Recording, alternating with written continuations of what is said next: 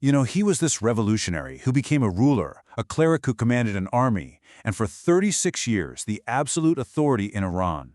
Now, Supreme Leader Ali Khamenei is dead, and frankly, the world is holding its breath.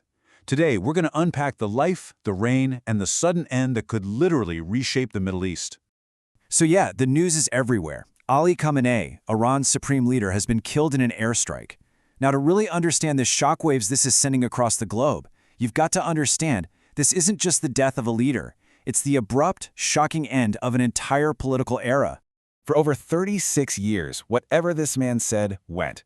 As supreme leader, Ali Khamenei had the final say on everything. We're talking about the country's nuclear program, its military moves across the Middle East, you name it. He was the unshakable center of all power. So to really get a grip on what his death means and the massive impact it's having, we have to go back, way back to the beginning. Who was Ali Khamenei before he became the supreme leader? Well, his path wasn't some quiet life of religious study. Sure, he was born into a clerical family, but Khamenei was really forged in the fires of revolution. He became a super devoted follower of the charismatic Ayatollah Khamenei, and, well, that put him on a collision course with the Shah's monarchy. And it cost him, big time. He was arrested multiple times, spent years in exile, all experiences that really hardened his political views. And really, these two pictures, they tell you everything you need to know. On the left, he's a dissident, just one face in a massive crowd, trying to overthrow a king. And on the right, he is the state. He's the one on stage, addressing the entire nation as its absolute ruler. It's just the ultimate transformation, from a revolutionary to the very embodiment of the power he once fought against. Okay, so the revolution wins in 1979, and Khamenei's career just takes off. But here's the thing. His journey to the absolute pinnacle of power was far from a sure thing. In fact, when the moment arrived, there was this huge question mark hanging over him. Was he even qualified for the job? So he didn't waste any time. He started collecting powerful positions like they were trading cards. He got command over the powerful Revolutionary Guard, which gave him military credibility. He led Tehran's Friday prayers, giving him a spiritual platform. And he served as president during the brutal war with Iraq, giving him executive experience. He was basically building the perfect resume for someone who wanted to be in charge. And then, 1989. This is the big one. The revolution's iconic leader Khamenei dies, and the question of who's next just throws everything into chaos. Khamenei was about to find himself right in the middle of a huge political storm. And this right here, this is where things get really controversial. See, Iran's own constitution had a very specific requirement for its supreme leader, a standard of religious authority that, at the time, Khamenei just didn't meet. And this wasn't some minor technicality, It was a full-blown crisis of legitimacy. To get why this was such a big deal, you need to know this term, Marja al-Taqlid. Think of it as the highest possible rank for a Shia cleric, a kind of five-star general of theology, a source of emulation for millions. And the Constitution clearly said the supreme leader had to be one. And look at this comparison. It's night and day. The first supreme leader, Khomeini, was a world-renowned Grand Ayatollah. No question about his credentials. But Khamenei, at the time, was several ranks below that, a mid-level cleric. He just wasn't in the same religious league. So what happened?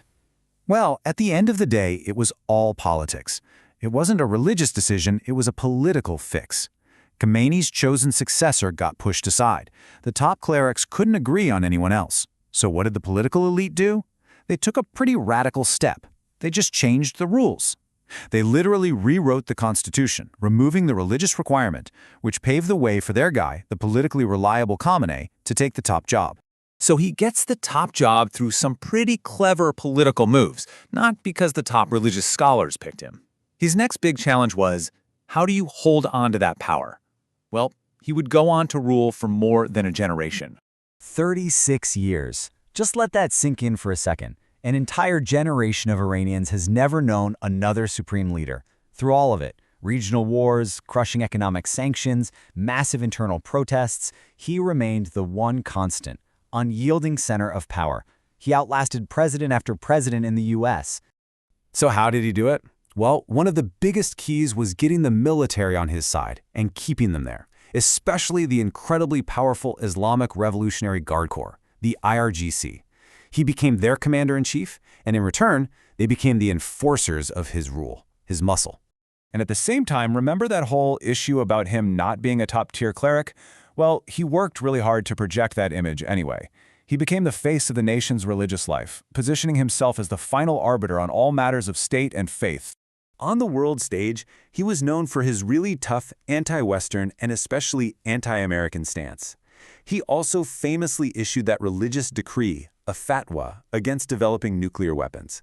That one declaration became a central talking point in international diplomacy for years and years.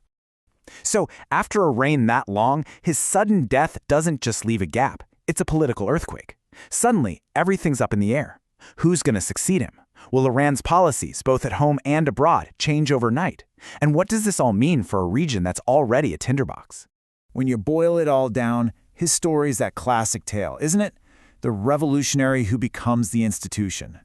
He was a master at balancing military force with religious authority to build this system of power that just seemed indestructible.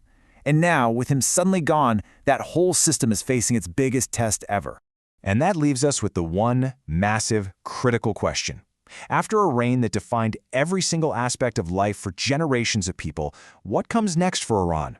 Who will, or who even can, fill the void he has left?